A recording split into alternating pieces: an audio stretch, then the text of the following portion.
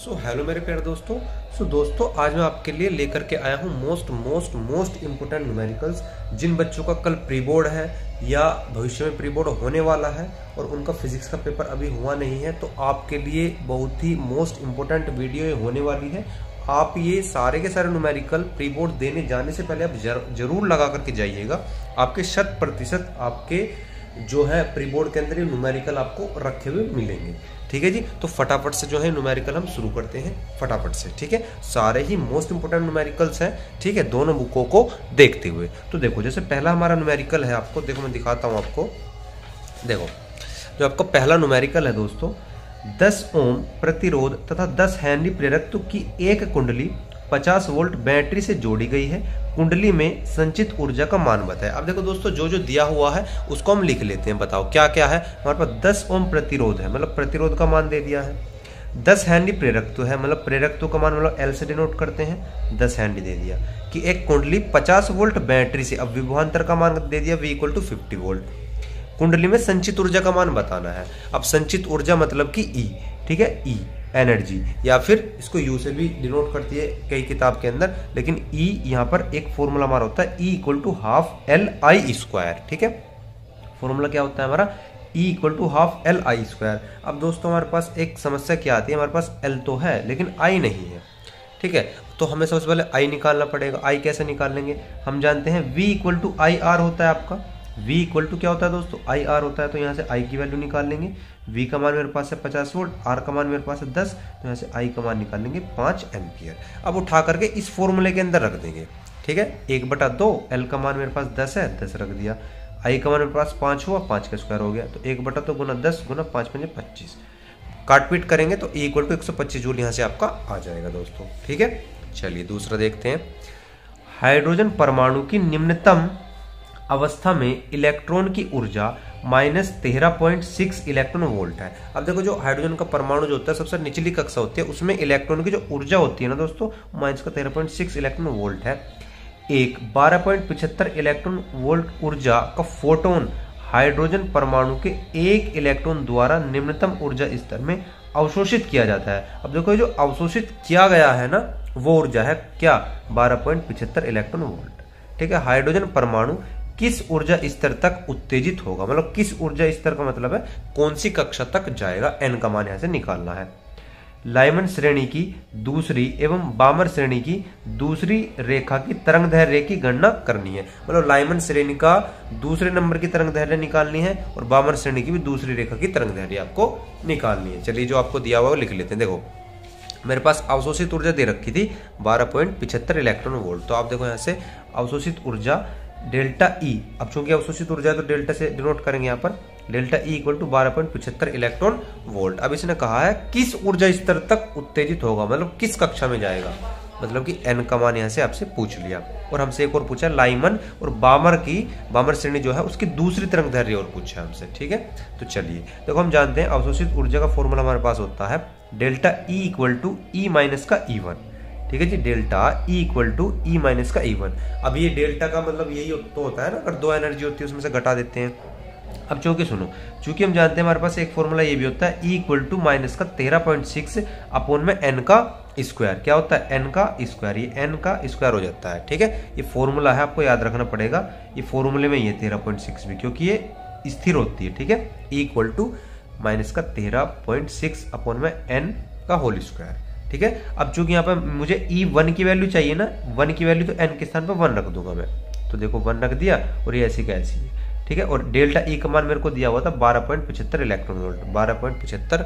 ठीक है जी, = E minus दोस्तों ये हो जाएगा प्लस। ठीक है, और 1 का स्क्वायर 1 ही आएगा, 1 से भाग करोगे तो यही आ जाएगा, ये इधर चला जाएगा, माइनस का हो जाएगा, तो E = आपका आ जाएगा -0.85 इलेक्ट्रॉन वोल्ट। यहाँ से E की वैल्यू अपने निकाल ली। अब हम जानते हैं, वापस से यही फॉर्मूला लगाएंगे। E = होता है हमारा -13.6 अपॉन में n स्क्वायर। ठीक है, हमें तो n की वैल्यू चाहिए, क्योंकि n की वैल्यू निकालनी है ना, किस ऊर्जा तक वो, मतलब किस स्तर तक जाएगा। तो n स्क्वायर इधर भेज दो, E को इधर ले आओ क्रॉस मल्टीप्लिकेशन से। तो आप क्या करोगे, E को नीचे ले आओ ना, तो E का मान अभी भी निकाला है ना हमने, -0.85 इलेक्ट्रॉन वोल्ट। तो 0.85 यहाँ से हमने निकाल लिया, तो माइनस से माइनस आपका कैंसिल आउट हो गया। जब आप इसको सोल्व करोगे तो n = 4 आ जाएगा आपका दोस्तों। ठीक है, चलिए अब देखो यहाँ से, अब लाइमर श्रेणी जो है उसकी दूसरी तरंगदैर्घ्य आपको निकालनी है। तो लाइमन श्रेणी की जो दूसरी तरंगदैर्घ्य है ना दोस्तों, लाइमन श्रेणी की दूसरी तरंगदैर्घ्य का फॉर्मूला होता है, जब मैंने थ्योरी कराई थी आपको तो उसमें मैंने आपको बताया था कि लाइमन श्रेणी का फॉर्मूला होता है, देखो ये वाला, ठीक है। और लाइमन श्रेणी के लिए n का मान होता है 2 से स्टार्ट होता है, 2, 3, 4 और अनंत तक आपका ये जाता है, ठीक है। अगर ये प्रथम कक्षा की बात करते हैं तो प्रथम कक्षा इसकी ये होती है 2, दूसरी कक्षा ये है, तीसरी ये, ठीक है। तो अब यहाँ पे इसने दूसरी पूछी है ना, तो दूसरी ये लेंगे 3, तो n का मान कितना लेना पड़ेगा हमको, 3 लेना पड़ेगा। तो इस फॉर्मूले के अंदर, फॉर्मूला याद कर लेना, इस फॉर्मूले के अंदर जो है आपको n का मान रख देना है। अब चूंकि r जो होता है, r का मान निश्चित होता है, नियतांक होता है, आपको हो सकता है एग्जामिनर दे भी दे, अगर ना भी दे तो आपको याद करके जाना है। 1.097 इंटू 10⁻7, 1/1, 1/1 में 3 3 9 हो जाएगा आपका। एलसीएम लोगे तो 9 - 1 और 9 में से 1 चला जाएगा 8, ठीक है। अब देखो ये जो वैल्यू चल रही है ना 1/λ की चल रही है, अब हमें तो लैम्बडा की वैल्यू चाहिए, खाली लैम्बडा तरंगदैर्घ्य बोलते हैं लैम्बडा को। अब ये जब हम पलटेंगे इसको, ये ऊपर लेकर के जाएंगे, ये नीचे लेकर के आएंगे, तो कहानी वही हो जाएगी, इधर भी 9 ऊपर चला जाएगा और बाकी का नीचे आ जाएगा। तो लैम्बडा इक्वल टू 9 में ये आ गया। अब दोस्तों यहाँ से बस कैलकुलेशन करनी है, 10 की घात 7 है, ऊपर जाएगी तो 10 की घात माइनस के साथ हो जाएगी, इसकी मल्टीप्लाई 8 में करोगे तो 8.776 आ जाएगा। बाकी 9 में भाग लगाओगे इसका तो 1.0255 के समथिंग आएगा, और इंटू में 10⁻⁻7। बाकी आप आंसर यहाँ भी छोड़ सकते हैं, अन्यथा अगर एंगस्ट्रोम में दिखाना है तो 10 की घात 10 बनानी पड़ेगी मुझको, तो 3 अंक खिसकाने पड़ेंगे, तो 3 अंक आगे खिसका दो तो 10 की घात माइनस का 10 हो जाएगा। तो लैम्बडा इक्वल टू 1025.5 एंगस्ट्रोम आपका यहाँ से आंसर आ जाएगा। ये तो लाइमन श्रेणी के लिए हो गया। ठीक उसी प्रकार से आपको निकालना है बामर श्रेणी की दूसरी तरंगदैर्घ्य। अब बामर श्रेणी का फॉर्मूला क्या होता है, देखो लाइमन श्रेणी में तो यहाँ पे 1/1 का स्क्वायर होता है, और बामर श्रेणी के अंदर यहाँ पे 1/2 का स्क्वायर होता है, और n का मान यहाँ से होता है 3, 4, 5, ठीक है। याद करवाए थे मैंने, ये प्रथम कक्षा के लिए, द्वितीय के लिए, तृतीय के लिए। तो द्वितीय के लिए 4 है ना, तो n की जगह यहाँ पर 4 रख देंगे, ठीक है। तो 1/λ इक्वल टू r का मान हो गया, और 1/4 माइनस 1/16, तो यहाँ से एलसीएम लोगे तो 4 माइनस 1/16, 4 में से 1 गए 3, ठीक है। अब वापस से वही कहानी पलटना पड़ेगा, इसको पलट दो तो 16 पर पहुंच जाएगा, इस बाकी का सारा नीचे आ जाएगा, ठीक है। सो इसकी 1.097 और की 3 में गुना करोगे तो 3.291 आ जाएगा, 10 की घात 7 ऊपर लेकर के जाओगे तो माइनस का 7 हो जाएगा, ठीक है। बाकी आप इसको सोल्व करोगे तो 4.8617 इंटू में 10⁻⁻7 आ जाएगा। वही आंसर आप यहाँ भी छोड़ सकते हो, बाकी एंगस्ट्रोम में बनाना है तो 3 अंक खिसका दो, क्योंकि 3 की जरूरत है ना 10 बनाने के लिए। तो 4861.7 इंटू 10⁻10 यहाँ से आपका आ जाएगा, ठीक है जी। अगर ये आपका क्वेश्चन आता है तो लॉन्ग में ही आएगा, 5 या 6 5 नंबर का आएगा जरूरी, 4 या 3 या 5 नंबर के अंदर ही आएगा, अगर आएगा तो लॉन्ग में, ठीक है। चलो जी क्वेश्चन नंबर 3 पढ़ते हैं। एक ऊंचाई ट्रांसफार्मर की प्राथमिक तथा द्वितीयक कुंडली में फेरों की संख्या, अब देखो कितनी दे रखी है, 100 तथा 400 दे रखी है, प्राथमिक और द्वितीयक, मतलब प्राइमरी।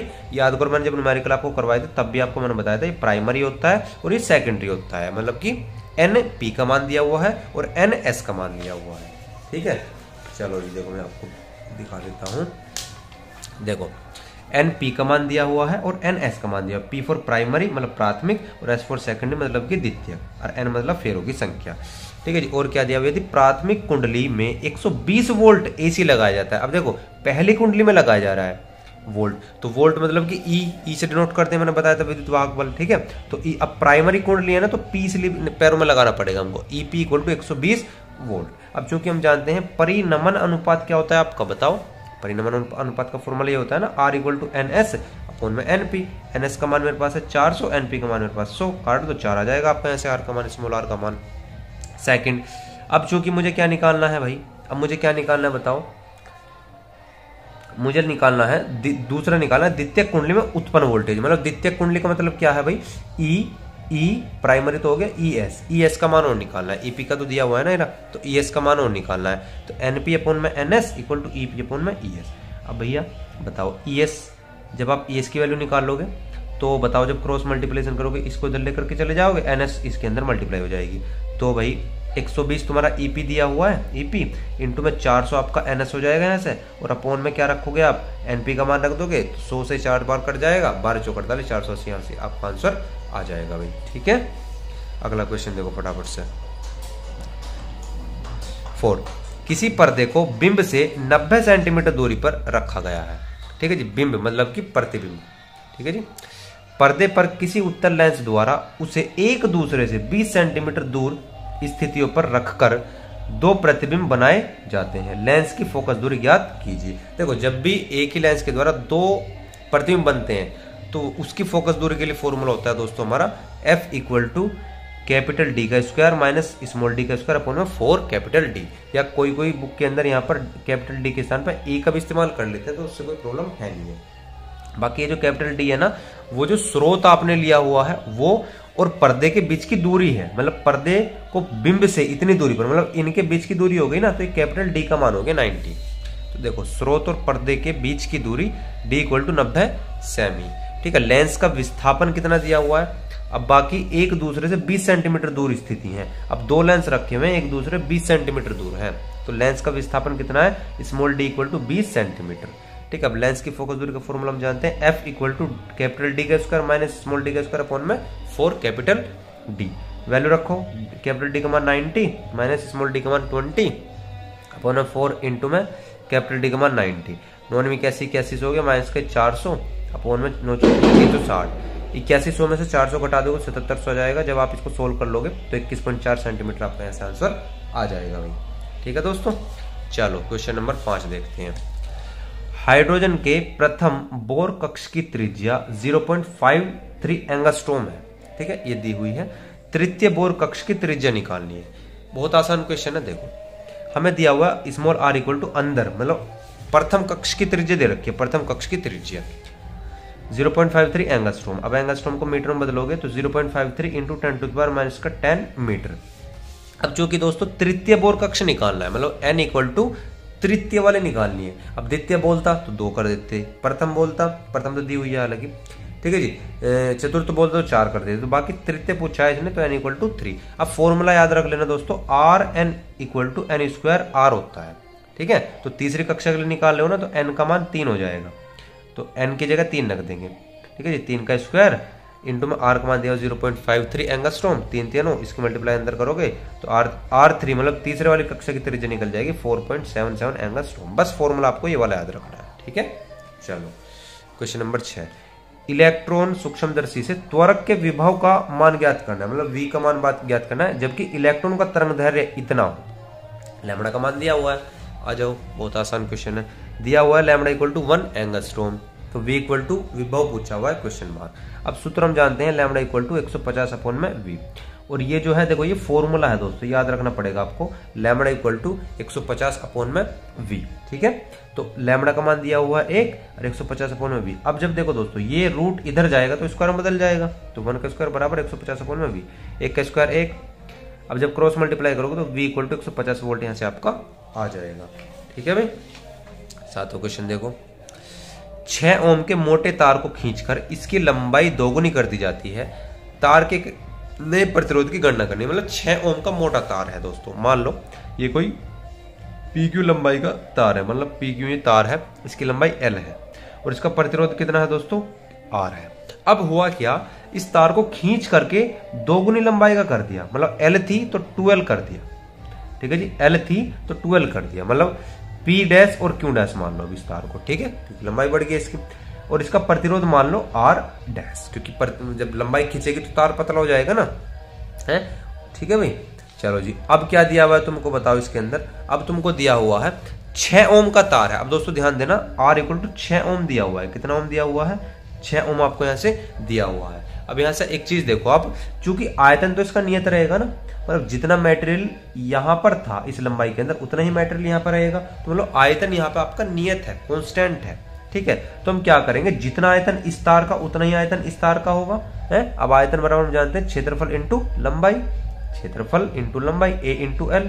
ठीक है जी, तो इस वाले तार का क्षेत्रफल कितना मान लो, मैं A मान लेता हूँ और लंबाई इसकी L है। इस वाले तार का क्षेत्रफल A डैश मान लेता हूँ और इसकी लंबाई 2L है। ठीक है, वही काम किया है। अब ये जो है ना A डैश, ये नया क्षेत्रफल है, यही मुझे निकालना है, यही मुझे निकाल करके बाद में R डैश निकाल देंगे हम।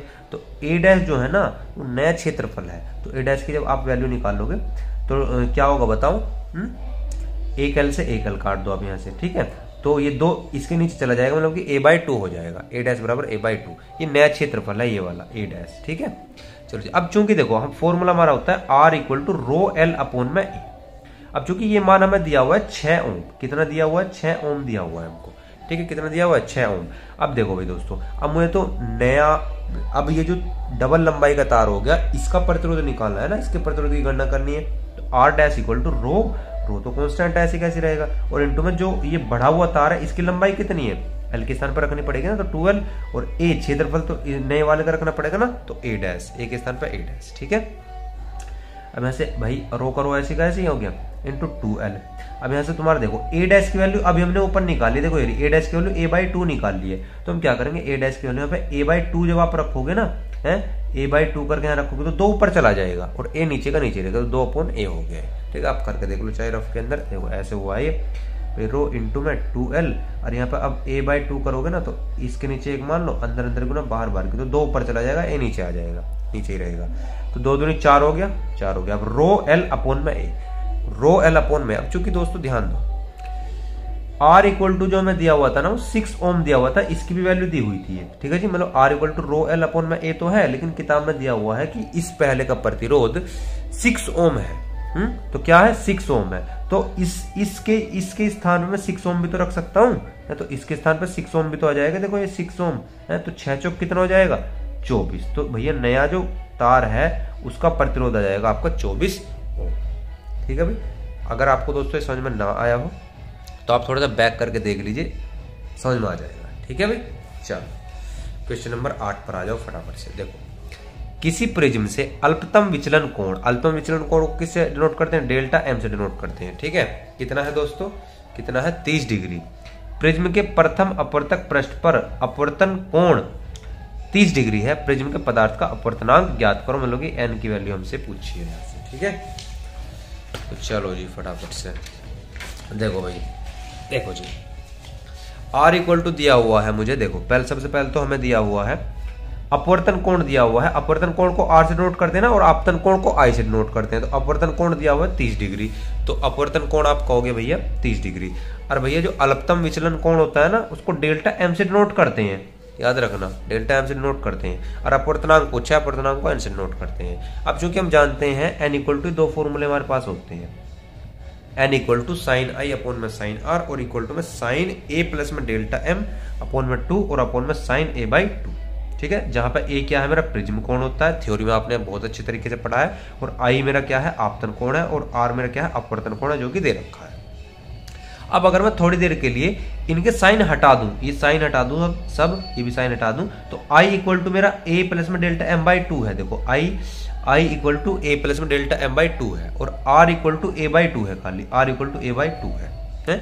अब बताओ आर का तो मान मुझे दिया हुआ है 30 है, तो यहाँ से ए की वैल्यू निकल जाएगी, a बराबर 60 निकल जाएगी। अब ए का मान उठा करके इस पहले वाली इक्वेशन में रख दो आप, ठीक है, तो ए के स्थान पर 60 रख दो, डेल्टा एम का मान मुझे दिया हुआ है 30, तो 30 का मान भी रख दिया यहाँ से, तो 60 प्लस में 30 90/2 हो गया, तो आई इक्वल टू कितना आ जाएगा 45 डिग्री, कितना आ जाएगा ये 45 डिग्री आ जाएगा, मतलब आई इक्वल टू ये माना था ना मैंने, मेरे पास आई की वैल्यू आ गई और आर की तो मेरे पास थी, तो अब अपवर्तनांक मुझे निकालना है, अब इस वाले फॉर्मूले के माध्यम से निकाल दो बस इसके, तो N equal to sine I upon में साइन आर, साइन आई का मान कितना है साइन 45, आई का मान 45 है ना, और साइन आर का मान कितना है साइन 30, साइन 45 की वैल्यू कितने 1/√2 अपॉन, और साइन 30 की वैल्यू कितने 1/2। अब देखो अंदर अंदर की मल्टीप्लाई बाहर बाहर की, 2 के ऊपर करोगे तो 2 आ जाएगा, और रूट की 1 में करोगे तो √2 आ जाएगा, ऊपर तला कर दो आप √2 और √2 की मल्टीप्लाई, 2√2 हो गया 2√2, और √2 की √2 में करोगे तो 2 आ जाएगा, 2 से 2 कैंसिल, तो √2 बचेगा खाली आपका ऐसे, ठीक है दोस्तों, समझ में आ गया। हल्का सा क्वेश्चन था। क्वेश्चन नंबर 9 पर आ जाओ, क्वेश्चन नंबर 9 पर आ जाओ दोस्तों आप। एक प्रोटॉन, एक न्यूट्रॉन तथा एक अल्फा कण समान विभवांतर से प्रेरित होकर, देखो ध्यान देना, अल्फा एक प्रोटॉन है, न्यूट्रॉन है और एक अल्फा कण है, समान विभवांतर है से त्वरित होकर एक समान चुंबकीय क्षेत्र है, देखो बी भी एक समान है और वी भी एक समान है, लंबवत प्रवेश करता है, इसकी गतिज ऊर्जाओं की तुलना करनी है, और दूसरा यदि प्रोटॉन के वृत्ताकार मार्ग की त्रिज्या 10 सेमी हो तो न्यूट्रॉन तथा अल्फा कण के मार्गों की त्रिज्याएं क्या होंगी, ये हमको निकालना है। बहुत आसान क्वेश्चन है, देखो प्रोटॉन न्यूट्रॉन अल्फा कण, सबसे पहले हम जानते हैं आवेश अगर प्रोटॉन का 1 है तो न्यूट्रॉन का 1 होता है, लेकिन अल्फा कण का डबल होता है, सीखा है ना, पीछे भी सीखा है। और द्रव्यमान की बात करते तो प्रोटॉन का 1 तो न्यूट्रॉन का डबल, और न्यूट्रॉन के डबल का डबल हो जाएगा अल्फा कण का, मतलब इसका अगर 1 तो इसका 2 तो 2 इसका डबल 4, द्रव्यमान। आवेश की बात करते हैं तो 1 1 2 होता है, और द्रव्यमान की बात करते हैं तो 1 2 4 होता है। बाकी अगर गतिज ऊर्जा का फॉर्मूला तुम जानते हो, K इक्वल टू क्या होता है, Q इंटू में V होता है। K इक्वल टू क्या होता है, Q इंटू में V होता है। अब चूंकि V तो समान है, तीनों के लिए समान है, तो V को हम छोड़ भी सकते हैं यहाँ पे, ठीक है जी। अब Q का अनुपात क्या है मेरे पास, Q ही तो है आवेश। Q का अनुपात क्या है मेरे पास, 1:1:2। जितना Q का अनुपात है भाई, K बराबर Q हो गया ना, जितना Q उतना ही K है, तो जितना Q का अनुपात है उतना ही K का अनुपात हो जाएगा, सिंपल। तो फर्स्ट का तो आंसर आपका यहाँ से निकल गया, यही गतिज ऊर्जाओं का अनुपात हो जाएगा, ठीक है। अब दूसरा हम जानते हैं फॉर्मूला, देखो एक बार, PR equal to MV upon में QV, R equal to MV upon में QV। अब यहाँ पे ध्यान देना दोस्तों, एक बार मेरा समान विभवांतर और समान चुंबक क्षेत्र, BB सेम और VB सेम, तीनों के लिए चुंबक क्षेत्र भी समान है और VB समान है। तो भैया इनका तो रोल ही खत्म हो गया, जब ये समान है तीनों के लिए, कट जाएंगे, क्या फायदा, कट जाएंगे आगे चल करके। तो M अपॉन में Q। अब ध्यान दो, M का मान कितना है भैया, M का मान देखो ये रहा 1, और अपोन में रखेंगे Q का मान, तो M का मान 1 प्रोटॉन के लिए और Q का मान भी 1, तो 1 अपॉन में 1 आ जाएगा, तो 1 अपॉन में 1 हो गया। ठीक उसी प्रकार से हम रखेंगे ड्यूट्रॉन के लिए, ड्यूट्रॉन का M का मान 2 और Q का मान 1, तो 2 अपॉन 1 हो गया। मतलब इस फॉर्मूले के हिसाब से रखेंगे, अब 1 अपॉन 1, 2 अपॉन 1 और 4 अपॉन 2, मतलब 4 ये रहा और अपॉन में 2 ये हो जाएगा, तो 4 अपॉन 2। तो कटिंग करोगे यहाँ से 1:2:2 यहाँ से आपका आ जाएगा। अब यहाँ से ध्यान देना दोस्तों, प्रोटॉन के वृत्ताकार मार्ग की त्रिज्या दे रखी है, प्रोटॉन के वृत्ताकार मार्ग की त्रिज्या दे रखी है। मतलब मेरी प्रोटॉन की त्रिज्या कितनी निकली है, 1, मेरी कितनी निकली है, 1 निकली है। अब 1 पॉइंट की वैल्यू 10 है, तो इस टोटल में मैं 10 की मल्टीप्लाई कर दूंगा। मतलब अगर 1 की वैल्यू 10 है, 2 की वैल्यू 20 हो जाएगी और 2 की वैल्यू 20 हो जाएगी, 2 की वैल्यू 20 हो जाएगी, 2 की वैल्यू 20 हो जाएगी। मतलब ये ड्यूट्रॉन की त्रिज्या आ जाएगी, ये अल्फा कण की त्रिज्या आ जाएगी। सिंपल, ये 10 दिया हुआ था, तो ये 2 हमसे पूछा था, ये आपका आंसर हो जाएगा दोस्तों। ठीक है भाई, ठीक है दोस्तों। 10वां क्वेश्चन देखो फटाफट से, देखो 10वां क्वेश्चन क्या बोल रहा है।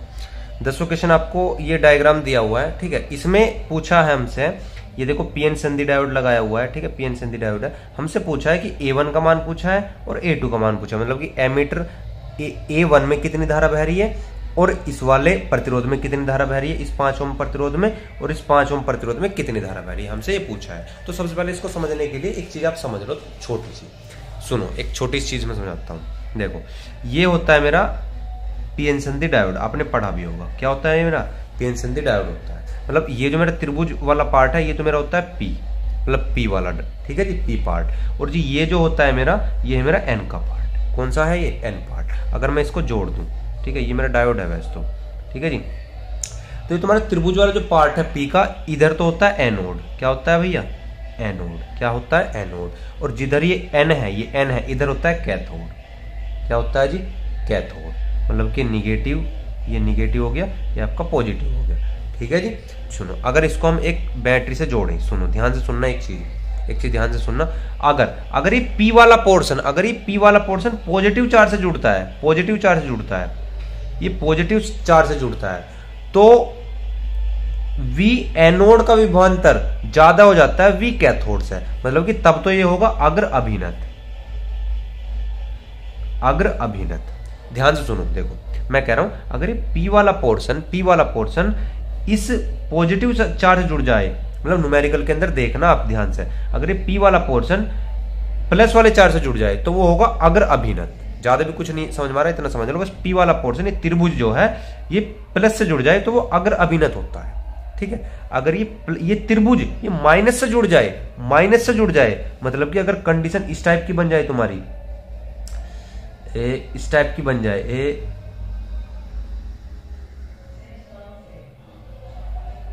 ये अब देखो P वाला पोर्शन ही माइनस से जुड़ गया, तो फिर भैया वो होता है आपका पश्च अभिनत। क्या होता है जी, पश्च अभिनत। पश्च अभिनत मतलब कि उस केस के अंदर V कैथोड की वैल्यू ज्यादा हो जाती है V एनोड से। आपको ये भी समझ में नहीं आ रहा तो कोई प्रॉब्लम नहीं है, बस आप इतना समझ लो, अगर ये त्रिभुज वाला पोर्शन प्लस वाले चार्ज से जुड़ गया तो अग्र अभिनत, और जो ये प्लस वाला ये त्रिभुज वाला पोर्शन माइनस वाले चार्ज से जुड़ जाता है तो पश्च अभिनत, ठीक है जी। अब मैं आपको क्यों समझा रहा हूं, मैं आपको इसलिए समझा रहा हूं, सुनो। जो अग्र अभिनत ना, आपने थ्योरी में बहुत अच्छी तरीके से पढ़ा होगा, जो हमारा अग्र अभिनत है ना, अगर अग्र अभिनत के अंदर धारा प्रवाहित होती है, धारा प्रवाहित होगी, लेकिन पश्च अभिनत में धारा प्रवाहित नहीं होती है। पश्च अभिनत में धारा प्रवाहित नहीं होती है। बस मैं इसलिए समझा रहा हूं आपको, न्यूमेरिकल में इसका उपयोग होगा। ठीक है जी, बस ये दो चीज का ध्यान रखना। अब ध्यान से सुनो, देखो मेरा पीएन, ये पीएन संधि डायोड है। अब ध्यान से देखो, सबसे पहले मतलब आप इधर से भी समझ लो, अगर ये एन जो है, अगर ये एन जो है ये माइनस से जुड़ा हुआ होगा, माइनस से जुड़ा हुआ होगा तो वो अगर अभिनत होगा, अगर ये एन जो प्लस से जुड़ गया तो पश्च अभिनत होगा। ठीक है जी, बात वही पढ़नी है। देखो सुनो, अभी पी वाला डायोड है, पी वाला किससे जुड़ गया भैया मेरा, पी वाला किससे जुड़ गया भैया, देखो पी वाला किससे जुड़ रहा है, माइनस से जुड़ रहा है। पी वाला किससे जुड़ रहा है जी, बताओ, मैंने क्या बताया तुमको, पी वाला किससे जुड़ रहा है जी, माइनस से जुड़ रहा है। मैंने बताया ना, पी वाला देखो माइनस से अगर जुड़ जाए तो ये वाली कंडीशन बन जाती है। ये कंडीशन कौन सी है, पश्च अभिनत। कौन सी कंडीशन है, पश्च अभिनत। अब न्यूमेरिकल के अंदर यही दे रखा है, देखो पी वाला पोर्शन जो है ना, ये इस माइनस वाली बैटरी से जुड़ रहा है। ठीक है, माइनस वाली बैटरी से जुड़ रहा है। या तुम कह सकते हो, देखो ये वाला पोर्शन मतलब पी हो गया, मेरा पोर्शन एन हो गया, और ये एन वाला पोर्शन किससे जुड़ रहा है, अगर देखो धारा इधर से चली तो ये प्लस वाला पॉजिटिव से धारा चली तो ये एन से जाकर मिल रही है। ठीक है जी, तो ये पश्च धारा हो गई। कौन सी धारा हो गई, पश्च धारा। देखो मैंने आपको यहाँ बताया भी है, पश्च धारा या पश्च अभिनत। अब पश्च अभिनत के अंदर धारा बहती नहीं है, तो कुल मिलाकर के अगर धारा यहां से चलना प्रारंभ करेगी तो दो भागों में बढ़ जाएगी, ऊपर चली गई और नीचे चली गई। तो ऊपर धारा जाएगी तो, लेकिन प्रवाहित नहीं होगी, धारा तो जीरो हो गई। क्यों जीरो हो गई, क्योंकि ये पी जो है वो निगेटिव से जुड़ा हुआ है, मतलब पी संधि जो है वो निगेटिव से जुड़ी हुई है और एन वाली प्लस से जुड़ी हुई है, जबकि एन वाली माइनस से जुड़नी चाहिए थी जब धारा बहती है आपकी। ठीक है, तो ऊपर धारा जाएगी तो I1 यहां तक जाएगी, लेकिन इधर से निकलने के बाद I का मान 0 हो जाएगा, मतलब I1 का मान जो है आपका क्या हो जाएगा, 0। मैं कह सकता हूं कि इस प्रतिरोध के अंदर I1 की वैल्यू 0 हो जाएगी, और जब I1 की वैल्यू 0 हो जाएगी तो A1 की वैल्यू कितना हो जाएगा, ए मीटर का पाठ्यांक कितना हो जाएगा, 0। तो फर्स्ट वैल्यू आपकी यहां से आ जाएगी A1 इक्वल टू 0। ठीक है, अब ऊपर तो धारा 0 है बिल्कुल, तो सारी की सारी धारा इधर ही डाइवर्ट हो जाएगी, मतलब I2 की वैल्यू I1 के बराबर हो जाएगी भाई। I2 की वैल्यू I के बराबर हो जाएगी है, I2 की वैल्यू I के बराबर हो जाएगी। क्यों, क्योंकि सारी की सारी धारा इधर ही डाइवर्ट हो गई ना है। तो चूंकि हम जानते हैं ओम का नियम क्या होता है, अब ध्यान से सुनना, ये मेरा R का मान हो गया। ठीक है जी, ये मेरा V का मान दे रखा है। अब ऐसे मैं विभवांतर निकाल लूं तो V इक्वल टू कितना हो जाएगा, IR। ठीक है जी, अब I2 इक्वल टू I, क्योंकि सारी धारा इधर डाइवर्ट हो रही है, ऊपर तो 0 ही जा रही है, कुछ नहीं है। तो I का मान जब मैं यहां से निकालूंगा, I की वैल्यू मैं अगर यहां से निकालूंगा, धारा कितनी बह रही है इसके अंदर, तो V अपॉन में R आ जाएगा। V का मान मुझे दिया हुआ है 2 और R का मान मुझे दिया हुआ है 5, तो I इक्वल टू कितना आएगा, 0.4 एम्पियर आ जाएगा। और यही तुम्हारा कितना होगा, A2 का पाठ्यांक होगा, यही A2 का क्या हो जाएगा, पाठ्यांक हो जाएगा। ठीक है जी, तो आई होप दोस्तों आपको ये न्यूमेरिकल जितने मैंने करवाए हैं अच्छे समझ में आ गए होंगे। फिर से कह रहा हूं दोस्तों, अच्छे से कर लेना इनको, फिर ही प्री बोर्ड के अंदर जाना। ठीक है, तो मिलते हैं अगले